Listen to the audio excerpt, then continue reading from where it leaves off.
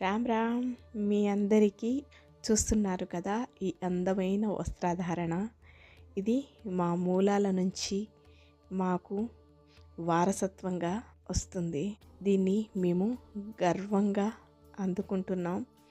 ఇది మా సంస్కృతికి ఒక చిహ్నం.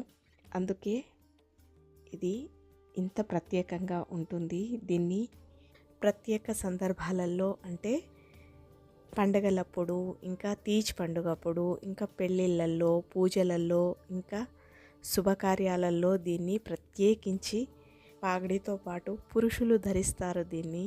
అంటే ఇది మా కల్చర్. ఇది కేవలం వస్త్రాలంకరణే కాదు, ఇది మా బంజారా సంస్కృతికి మరియు మా అస్తిత్వానికి సజీవ చిహ్నం.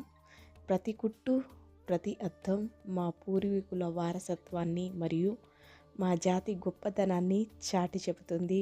అందుకే ఈ హిరణాన్ని అస్సలు విడవలేదు.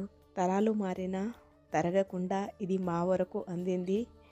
దీన్ని సగర్వంగా మీకు ఇలా చూపిస్తున్నాను. ఇక్కడ నేనైతే మీకు చూపించడానికి వేసుకున్నాను అంతే. కానీ దీన్ని మా అన్నలు, తమ్ముళ్ళు వేసుకుంటారు. మేము కూడా వేసుకుంటాము, కానీ కొంచెం సేపు ఇలా సరదాకి మాత్రమే. కానీ ప్రత్యేకంగా ఇది వారి కోసమే.